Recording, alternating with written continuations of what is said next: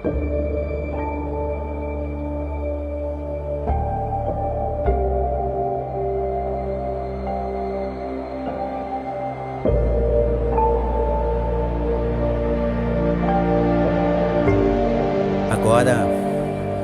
convido você a estar sempre unido em cada uma dessas aulas, de modo especial à Santíssima Trindade, o Pai, o Filho e o Espírito Santo. E agora então, vamos colocar nosso aprendizado, nosso ensinamento sobre os cuidados da Santíssima Trindade. E pedir a este Deus maravilhoso, benigno, que nos conceda o seu Santo Espírito para bem aprendermos e bem ensinarmos todos juntos. Rezemos. Em nome do Pai, do Filho e do Espírito Santo. Amém. Espírito Santo, amor do Pai e do Filho, inspirai-me sempre aquilo que devo pensar, aquilo que devo dizer, como devo dizê-lo, aquilo que devo calar, aquilo que devo escrever, como devo agir, aquilo que devo fazer, para procurar sempre a vossa glória, o bem das almas e a minha própria santificação. Amém. Em nome do Pai, do Filho e do Espírito Santo. Amém. São José, rogai por nós. Nossa Senhora Aparecida, rogai por nós. Muito bem, vamos aqui caminhar mais um pouquinho e agora já vamos entrar logo de início na palavrinha que nós preparamos para o estudo na aula passada, né? Aliás, 2 ou 3 aulas anteriores. A palavra manjedoura, relacionada ali com aquela gestualidade sacrificial de Jesus. Tá? Aliás, né? Aquela gestualidade sacrificial em relação ao sacrifício de Jesus e também ao sacrifício de Maria, né? Porque Maria está fazendo ali, tendo uma atitude na sua vida sacrificiosa. O menino Jesus acabou de nascer e ela, naquela gestualidade, ela já entrega, né, o menino Jesus. E a este respeito do sacrifício de Nossa Senhora, já desde o início do nascimento do menino Jesus em sua vida, seria interessante nós fazermos uma pequena pausa e falar um pouquinho mais sobre Nossa Senhora, sobre o quanto devemos nos aproximar dela, tá? Perdão, desculpe. Mas penso eu que talvez na próxima aula, agora nós vamos invadir de fato a manjedoura, mas na próxima aula nós vamos já nos aproximar desse ato piedoso, desse ato devocional que todos os cristãos têm para com a Mãe de Deus, né? O bom cristão, o bom católico, né? ama de coração a Mãe do Verbo encarnado, né? Ama, né? Não tem nem palavras para descrever. Mas para isso, talvez na próxima aula, aí nós paramos um pouquinho, né, com este percurso e talvez em uma aula nós falaremos um pouquinho assim dessa atitude sacrificial, o quanto é importante nós nos aproximarmos dela igualmente, tá? A próxima aula. Então agora vamos aqui o caminho da manjedoura. O menino Jesus é colocado na manjedoura. Tá? O que significa isto, né? Padre, manjedoura, né? Como Bento XVI dizia, né? Tá lá dentro de um estábulo, de uma estrebaria, onde que ela vai colocar, né? Não tem outro lugar. Sim, poderia ter outros lugares, porque a manjedoura, ela já passa então a ser interpretada como uma espécie da antecipação da morte de Jesus. Olha que interessante, né? Olha que coisa fabulosa, né? Bento XVI nos abre assim os horizontes para o nosso aprendizado. A criancinha recém-nascido, ali então, naquele gesto de colocar na manjedoura, ali já tem um sinal do que vai ser a vida dela. E aí soma-se a esse sinal, quando, por exemplo, José e Maria vai apresentar o menino Jesus no templo, né, para ser circuncidado, para que também Nossa Senhora receba aquele ritual de purificação, como estava prescrito na lei de Moisés desde o Antigo Testamento, né? Todo primogênito do sexo masculino deve ser consagrado ao Senhor. José e Maria vai fazer isso. Só que junto com a consagração do primogênito, primogênito significa o primeiro, né? E quando se fala do verbo de Deus, então é primeiro em vários sentidos. Primeiro porque de fato é o primeiro e único filho que vai nascer do ventre imaculado de Maria. É o único, tá? Algumas pessoas gostam de contestar se Maria teve mais filhos com José, se tinha, não tinha. Isso daí apenas é contestação infundadas. São especulações sem o crivo de uma verdadeira pesquisa. E olha quem está falando a vocês ainda não é assim um grande intelectual, né? Eu simplesmente gosto de me embrenhar nas pesquisas, nos estudos que são certos, coerentes e verdadeiros a partir de Jesus Cristo, né?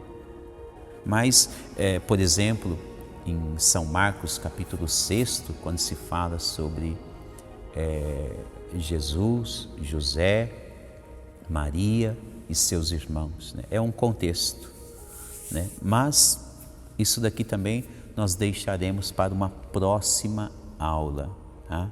Aqui é só para você entender que de fato a primogenitura de Jesus é realmente verdadeira. Ele foi o único menino que nasceu do ventre imaculado de Maria. Primogênito, em primeiro lugar, por esta visão. Ele é o primeiro, ele é o único. E depois primogênito, porque também ele vai ser visto como o primogênito do Pai, aquele que vai ser oferecido em sacrifício para a salvação da humanidade.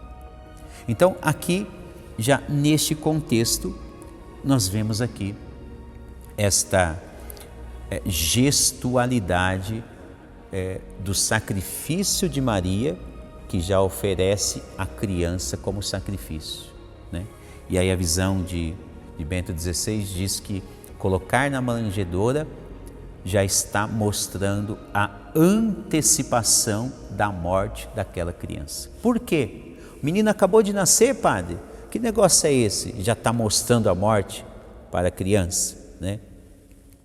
É fácil de entender, porque aqui que entra de fato, né, um ensinamento sobre a manjedoura. A manjedoura, tá, ela tem alguns significados correlacionados com a missão de Jesus, tá? Em primeiro lugar, manjedoura é o lugar, essa interpretação, né, ela vem de Santo Agostinho.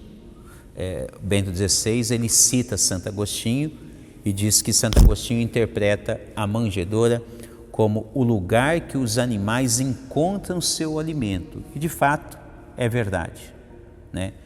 Realmente é ali onde os animais, né? Agora, se nós assim acompanharmos o ritmo da reflexão de Bento XVI, quando ele cita Santo Agostinho, né?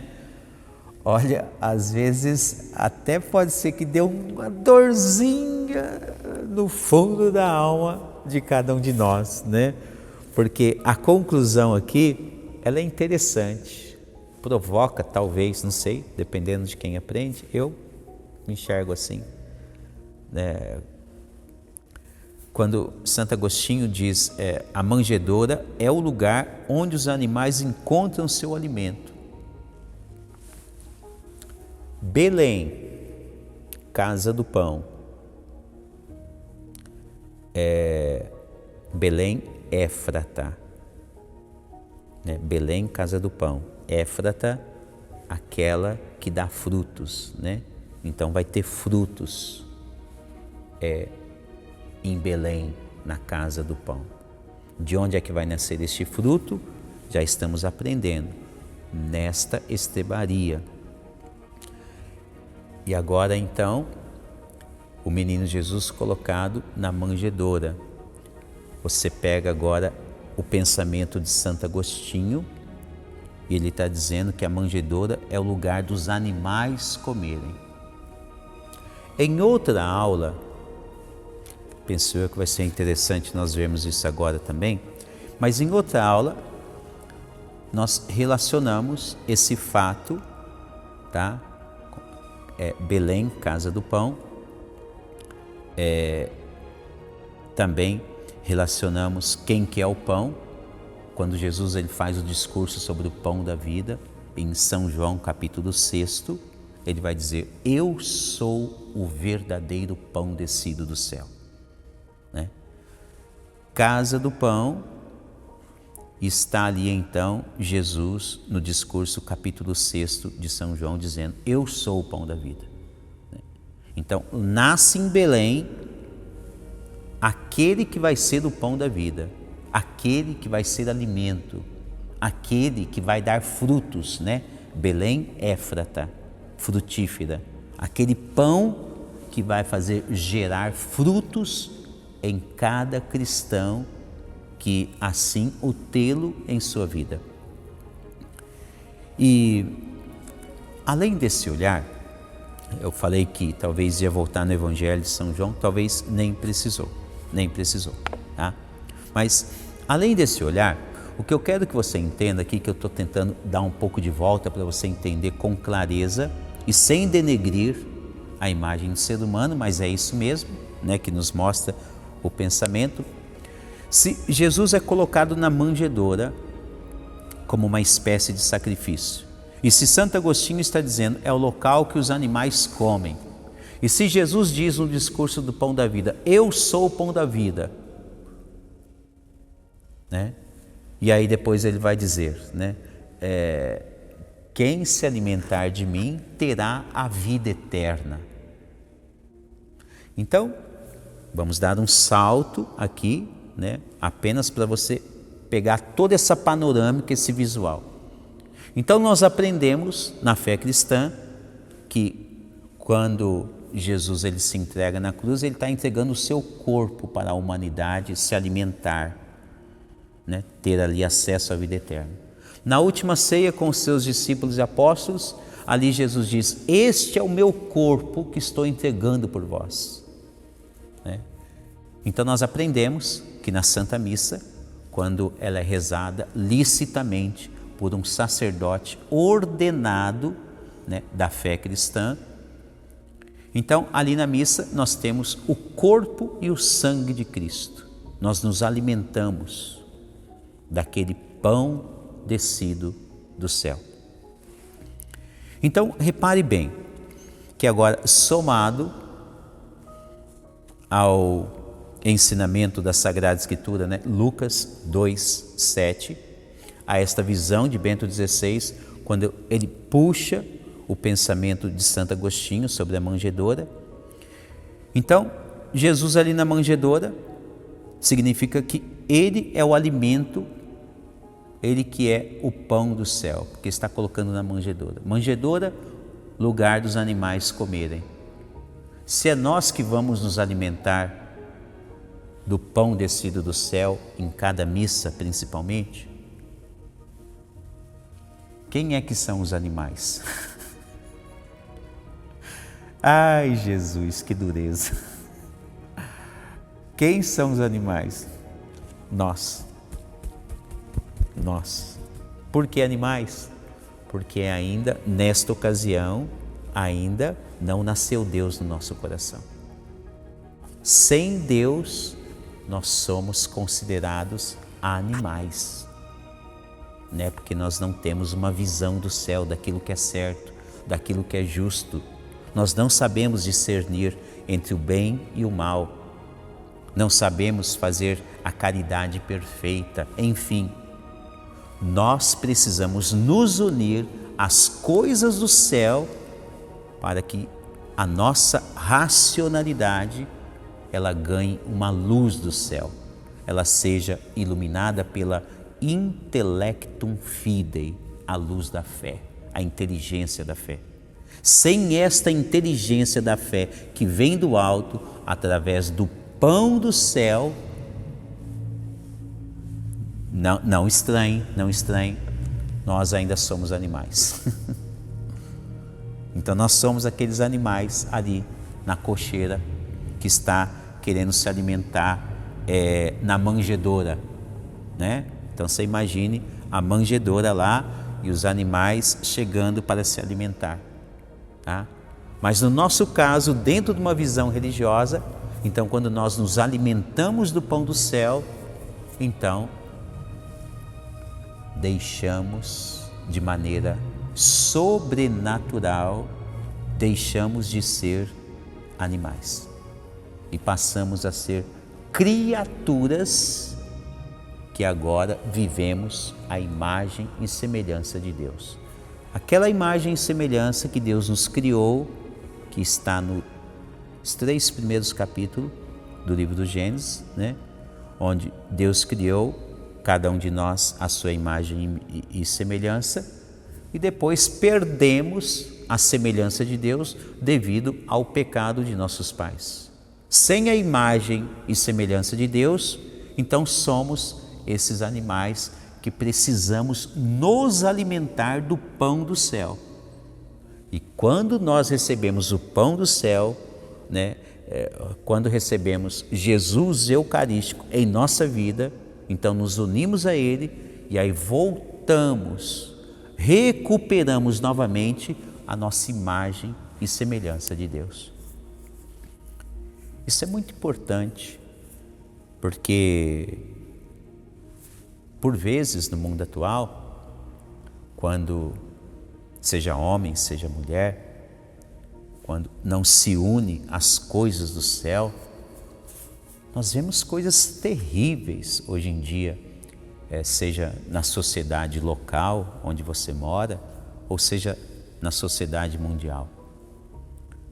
Quando o ser humano não se une com as coisas do céu, por vezes ele continua levando uma vida assim, entenda bem o que o padre está explicando, ensinando, como se fosse entre aspas, como se fosse uma espécie de vida animal.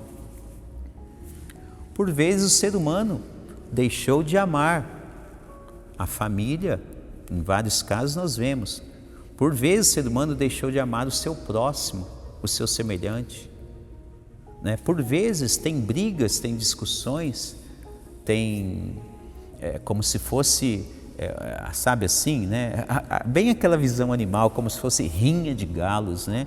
Às vezes você se depara com noticiários, com coisas de pessoas brigando mesmo, a tal ponto de que se uma ou outra pessoa tiver armado em várias ocasiões de briga, às vezes a pessoa naquela hora ela não pensa duas vezes em querer atirar nesta ou naquela pessoa, né? Isso é terrível, né? Ou seja, né, vivendo desta maneira, o ser humano ele vive assim, como se fosse uma espécie de animal, precisa matar a outra pessoa, brigou, tem que matar, tem que ferir, né?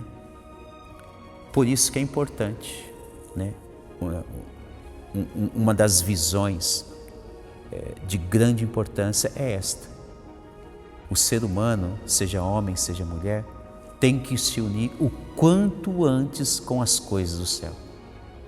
E o meio principal de se unir com as coisas do céu é através do pão descido do céu, é através do pão da vida, é através de Jesus, o Filho de Deus, é através de Jesus Eucarístico. Quando nos unimos ao pão da vida, a Jesus Eucarístico, então ganhamos de Deus novamente a sua imagem e semelhança. Muito obrigado por nos acompanhar em mais esta aula. Vamos dar próximos passos. Até a próxima aula, se Deus quiser. Em nome do Pai, do Filho e do Espírito Santo.